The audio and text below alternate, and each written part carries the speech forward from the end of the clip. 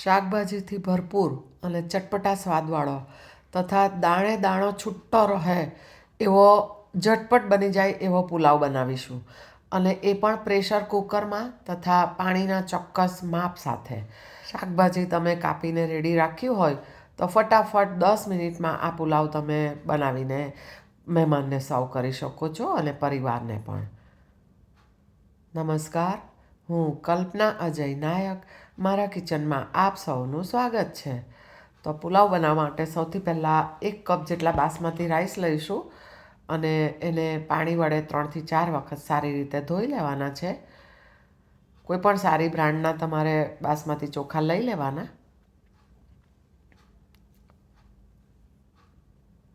હવે એમાં પાણી ઉમેરીને બાજુ પર રાખીશું.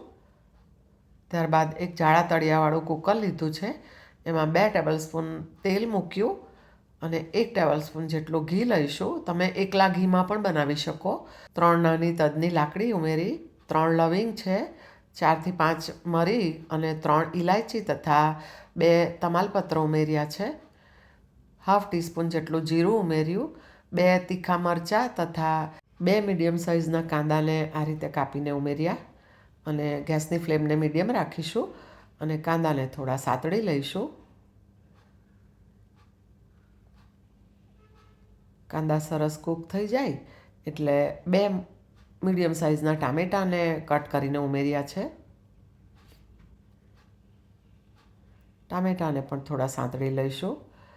1 ટીસ્પૂન જેટલી લસણની પેસ્ટ ઉમેરી છે.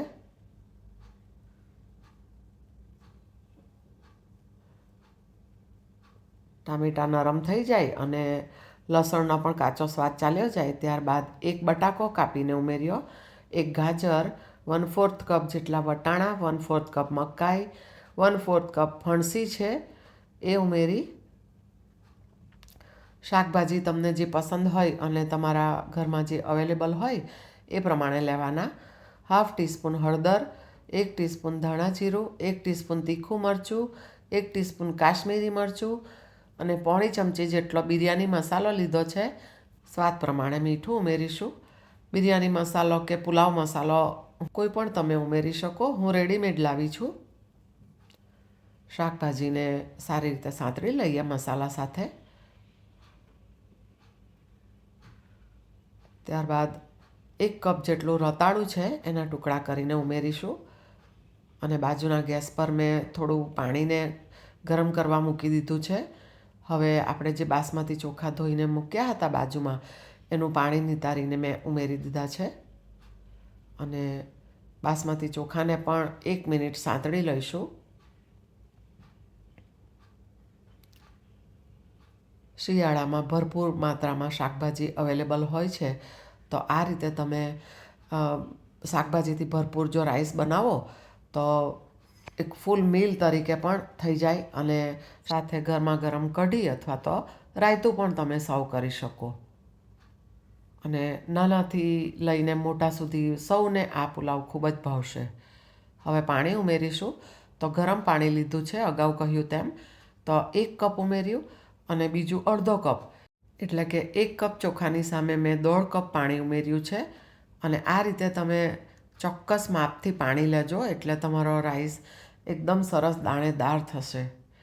અને ગેસની ફ્લેમને હવે થોડી હાઈ કરી દીધી છે અને પાણી ઉકળવા માંડે એટલે મેં કેપ્સિકમ કટ કરીને રાખ્યા છે. કેપ્સિકમને લાસ્ટમાં ઉમેરવાના.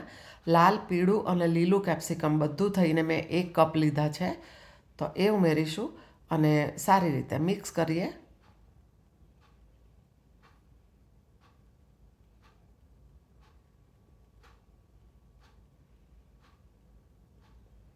હવે કુકરનું ઢાંકણ બંધ કરી દઈશું અને ગેસની ફ્લેમને મીડિયમ રાખીએ અને ફક્ત 1 જ વિસલ જેટલું કૂક કરીશું. 1 વિસલ થઈ ગઈ છે અને વરાળ ઠંડી પડે એટલે જુઓ તમે સરસ દાણેદાર આપણો પુલાવ રેડી થઈ ગયો છે. તમે જોઈ શકો છો કે એક એક દાણો છૂટો છે.